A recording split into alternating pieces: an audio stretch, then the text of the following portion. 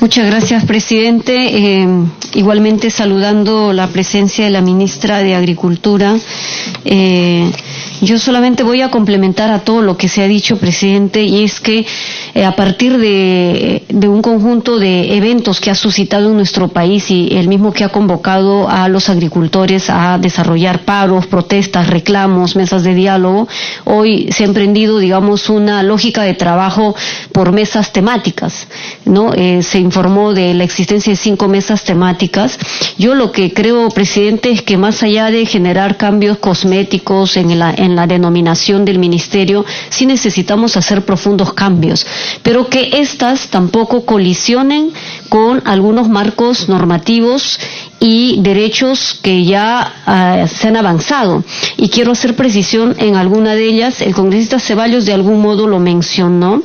Y por ejemplo, yo leyendo la propuesta de ley sobre la ley de organización y funciones del Ministerio de Desarrollo Agrario, que sería, digamos, el ministerio reestructurado, de todo lo que se menciona en los articulados, hay un tema que está, digamos, no mencionado, pero en un párrafo se incluye como si fuera el tema, y me refiero a la titulación de las comunidades campesinas y nativas.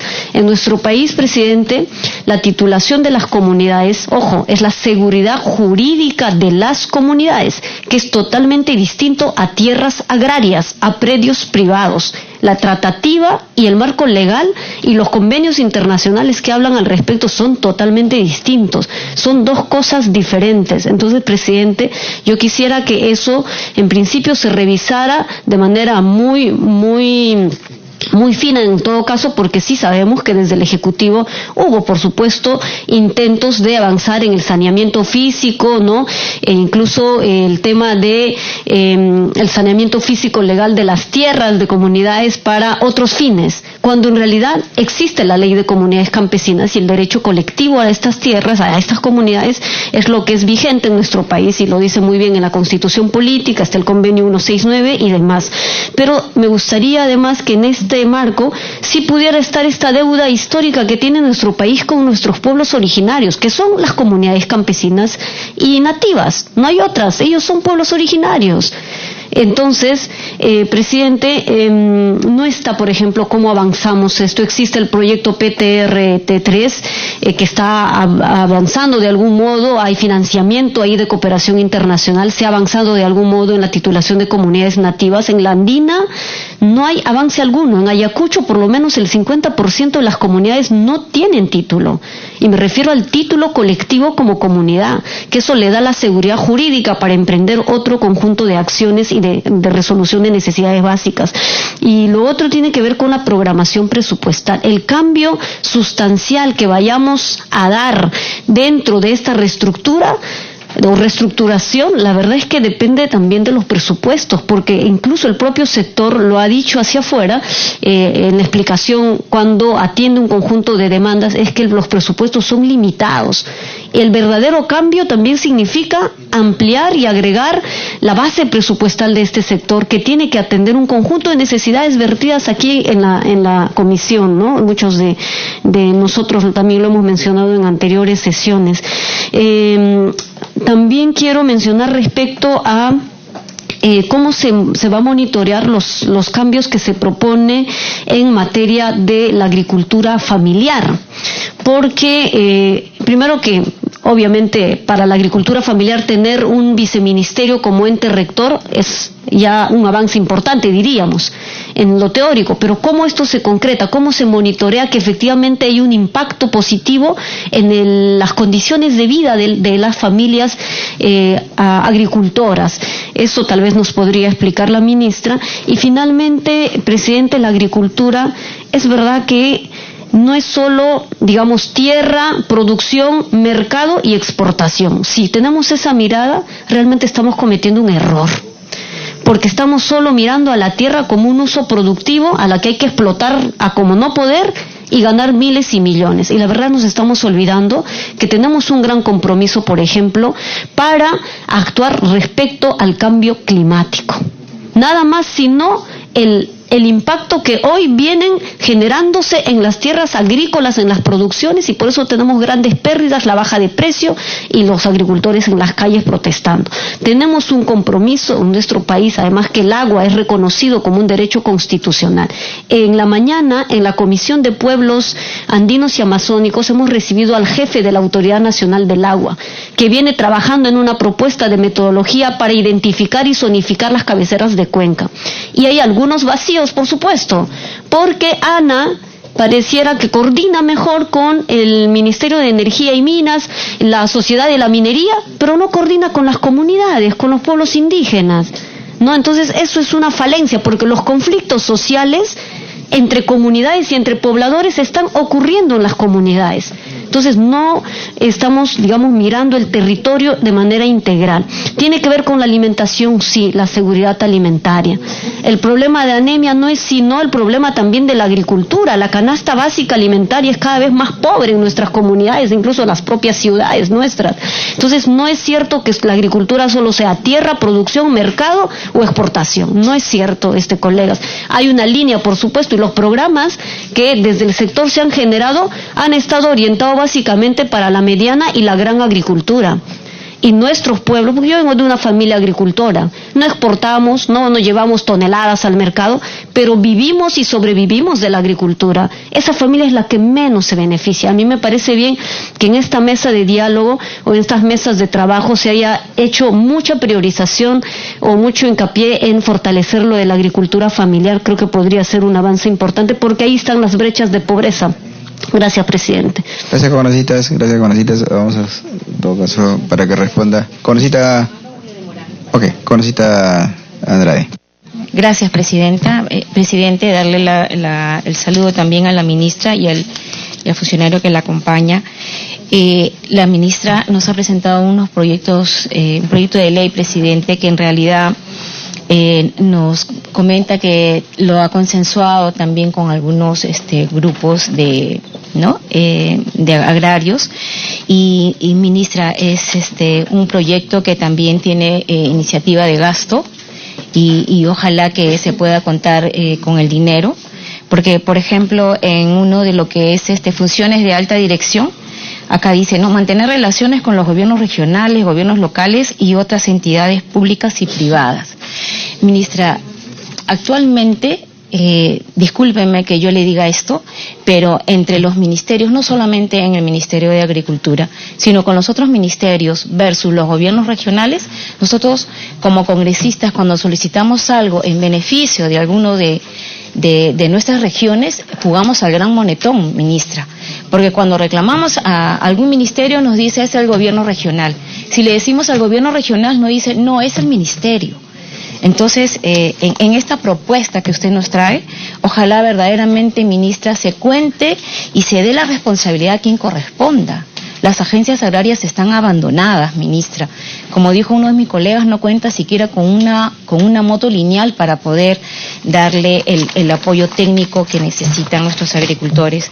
Yo no quiero extenderme más, presidente, porque ya mis colegas han manifestado todo, casi todo, pero sí, presidente, yo quisiera que más adelante, ojalá que la ministra pueda darnos también otra reunión como la que hemos tenido hoy día y podamos plantearle algunas otras propuestas que también tenemos. Yo sé que cuando se discuta este proyecto de ley que ella ha traído, se va a poder enriquecer mucho más, ¿no?, en beneficio de nuestros hermanos agricultores. Gracias, presidente. Gracias, Conocita, para que nos responda la ministra. Tiene la palabra, ministra. Sí, presidente, por su intermedio, a todos los congresistas, agradecerles los comentarios, los aportes, las problemáticas que nos han planteado, porque creo que efectivamente nos permiten poder clarificar algunos de los aspectos que efectivamente se han mencionado. Por ejemplo, me preguntaban cómo están constituidas las mesas y cómo funcionaban. Bueno, nosotros, como lo mencioné, tenemos 5 mesas de trabajo y no solamente queremos precisar que hay 2 personas que representan a los gremios. Tenemos representantes de los diferentes productores agrarios de diferentes rubros, ¿no? Entonces, inclusive, algunos de los productores cañicultores que han estado con ustedes ahora participan también de las mesas de trabajo. Los productores arroceros participan de las mesas de trabajo, están aquí presentes representados, los productores de leche, están los representantes de camellos sudamericanos. Entonces, existe una diversidad de productores que están asistiendo a las mesas. Cada una de estas 5 mesas ha identificado cuáles son los subgrupos de trabajo que tienen y los horarios para trabajar, para reunirse. Estamos teniendo reuniones en el Ministerio de Agricultura y Riego. La mesa se reúne en la mañana y sus subgrupos podrían reunirse en la tarde, por ejemplo, o en la tarde se reúne otra mesa y sus subgrupos se reúnen en la mañana. Entonces, hay un trabajo muy articulado, muy coordinado, y quiero volver a resaltar que todo esto se está haciendo consensuado. Los horarios, las sesiones se plantean de común acuerdo entre los productores y los diversos funcionarios del Estado. A veces, como en todo caso, tenemos una cuestión de última hora, se cancela un grupo de trabajo, una mesa, pero eso es igual parte del proceso que se tiene, ¿no? Otra cosa que se mencionó, que creo que es bien importante clarificar, es que el objetivo de las mesas es generar propuestas, ¿no? Hay 16 puntos que están debidamente identificados y sobre esos 16 puntos se viene trabajando.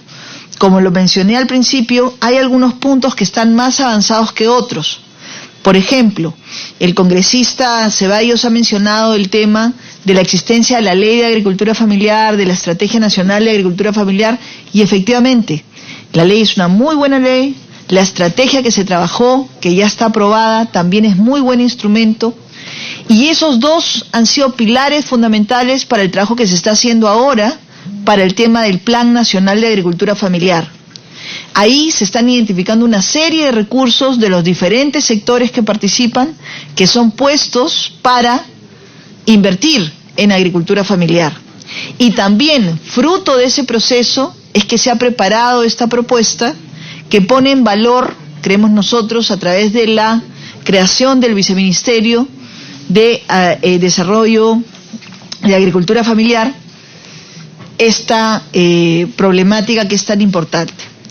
Concuerdo plenamente con los comentarios que han tenido varios congresistas de que el centro de atención más importante debe ser la persona y debe ser la actividad de estas personas y no simplemente limitarnos a ver cuánto producimos o qué podemos sacar del suelo. Estoy completamente de acuerdo que los productores agrarios son nuestra primera prioridad y ahí también esa es la razón por la que el segundo viceministerio que estamos planteando es el viceministerio justamente de servicios agrarios. Como ustedes han mencionado, hay diversos servicios que el Ministerio de Agricultura debería brindar, pero también somos conscientes, también lo han mencionado, que hay normas que ya existen y que identifican actores que son responsables. Por ejemplo, en materia de titulación, como lo han presentado algunos congresistas. En materia de titulación, el responsable de la titulación es el gobierno regional. Esa competencia ya no la tiene el Ministerio de Agricultura y Riego. Sin embargo, a nosotros nos parece muy importante que como sector nosotros seamos capaces de poder tener la promoción para lograr cerrar esa brecha de titulación que se tiene, y aquí básicamente el desarrollo del saneamiento físico legal y la formalización de la propiedad agraria, no como el que ejecuta, sino como el ente rector, porque el Ministerio de Agricultura y Riego sigue manteniendo la competencia de ser ente rector, ¿no?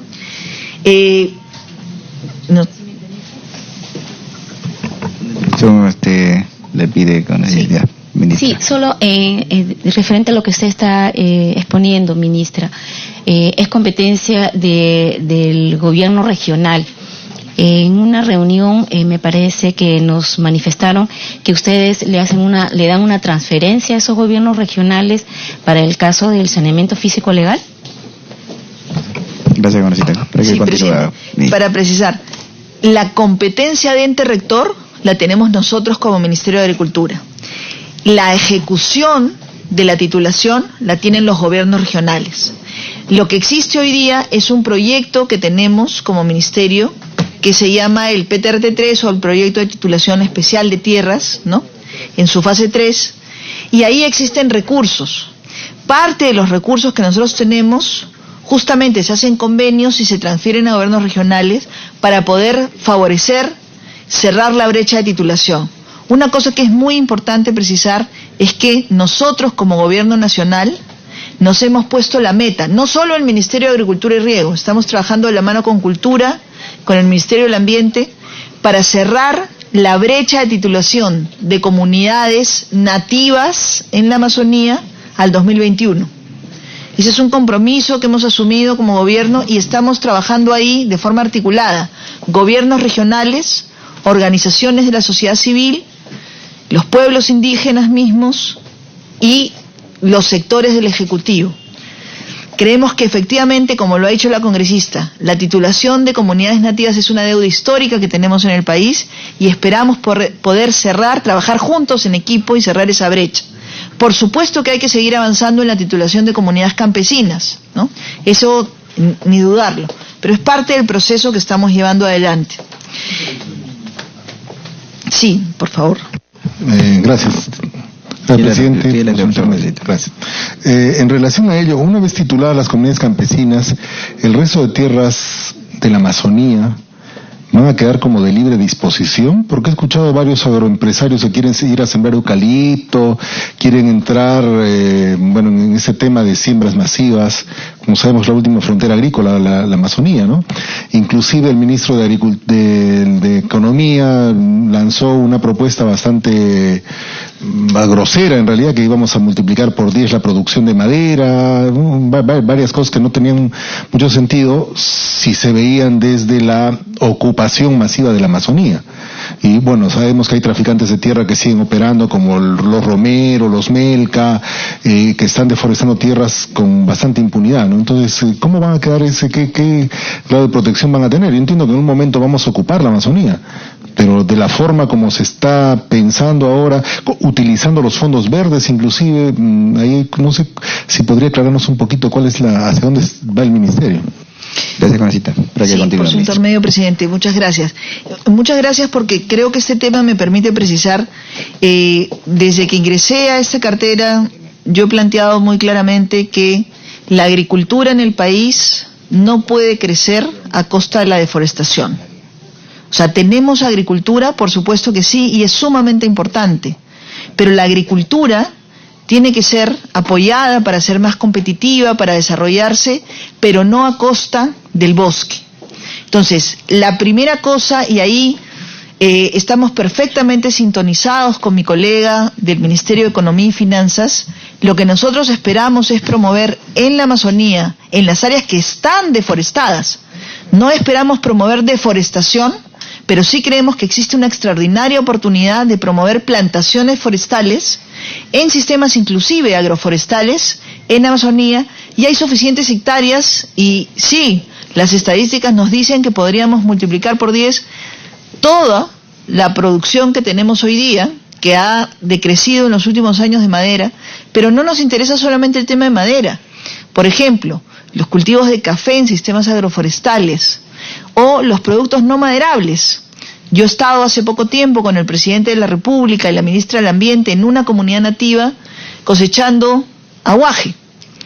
Creemos que esos frutos, los productos no maderables, son productos que podemos poner en valor, y ahí estamos trabajando para poner en valor el bosque en pie, porque la mejor estrategia de luchar contra la deforestación es justamente poner en valor el bosque en pie. Entonces, lo que tenemos muy claro es que la agricultura no puede crecer ni desarrollarse, y menos a través del tráfico de tierras, en la Amazonía a costa de la pérdida de bosques.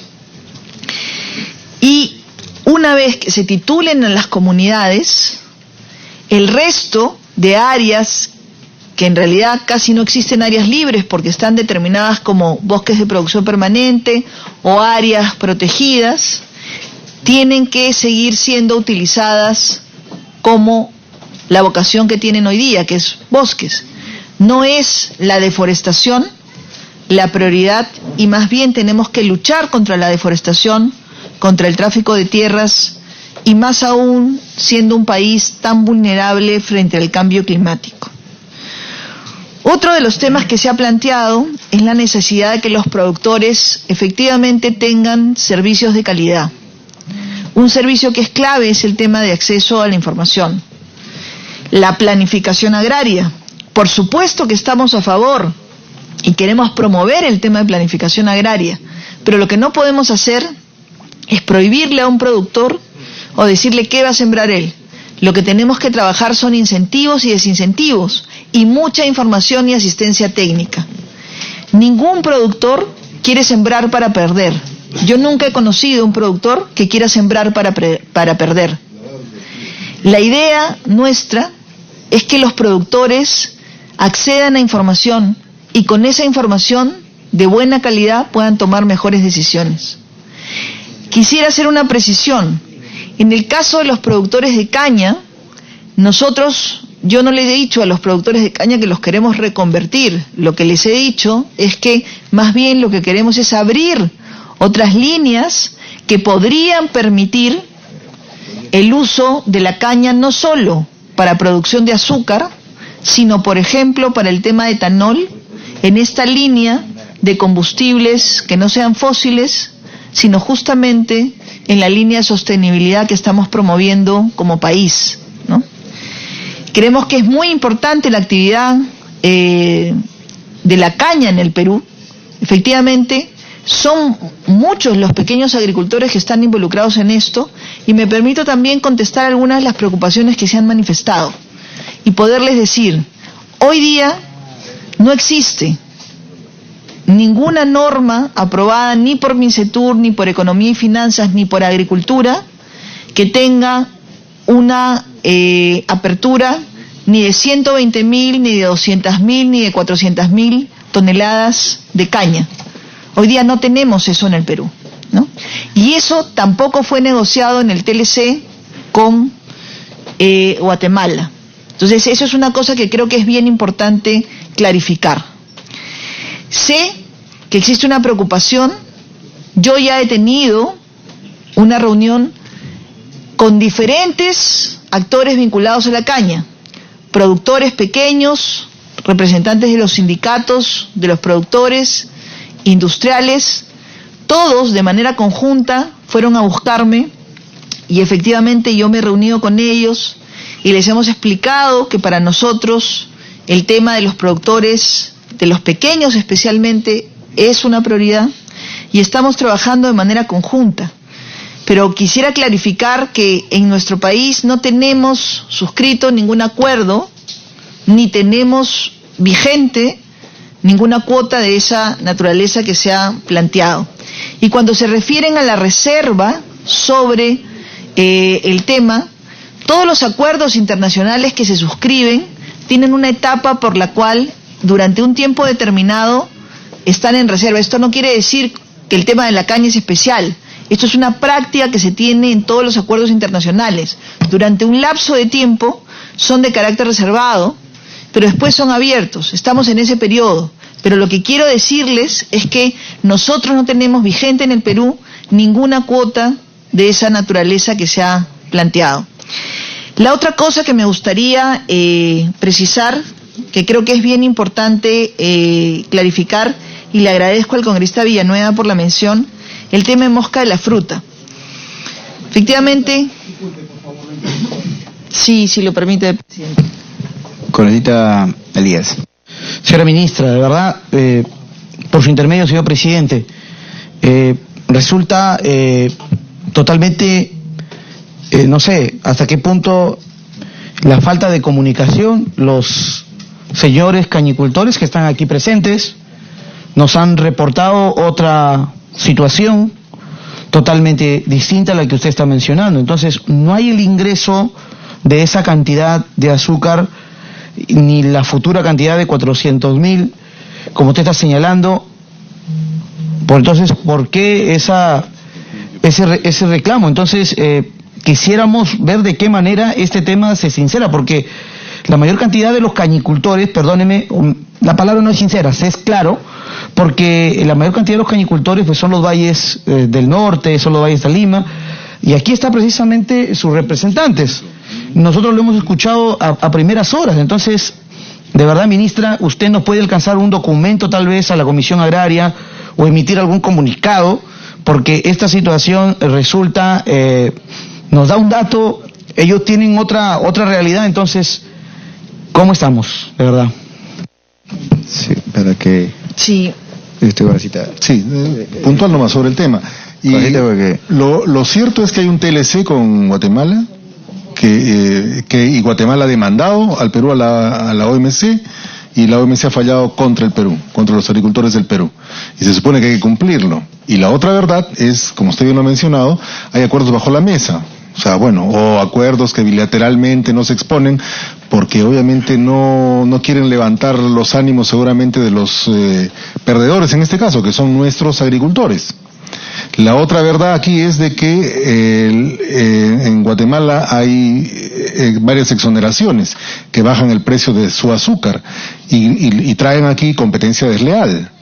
Entonces ahí hay un tema bastante complejo. El mismo problema del arroz, el mismo problema de la papa, que se sigue generando en base a los TLCs, por un lado, que mucha gente quiere revisarlos, pero mientras Estados Unidos, cuando tiene una guerra comercial con China, por ejemplo, que para muchos es la meca del mundo, levanta sus aranceles, nadie le dice nada y todos lo aplauden.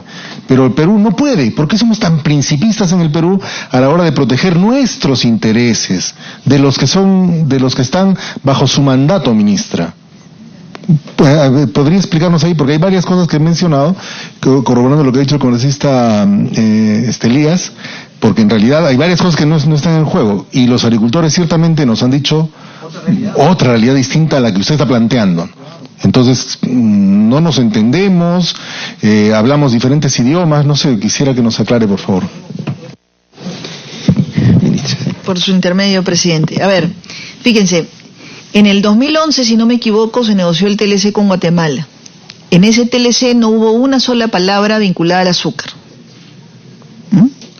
Y yo no tengo ningún problema en poderles trasladar un documento por escrito que establezca que en el año 2011 no se negoció absolutamente nada con respecto a eso. Es cierto que años después, Guatemala efectivamente nos denunció ante la OMC, no por el tema de una cuota que se haya puesto en azúcar, sino porque lo que ellos dicen es que el sistema de franja de precios que tenemos nosotros en el Perú, y uno de los productos que está en franja de precios es el azúcar, ese sistema es un sistema que no cumple con los estándares de la OMC. Entonces lo que Guatemala cuestiona no es una cuota de azúcar del TLC.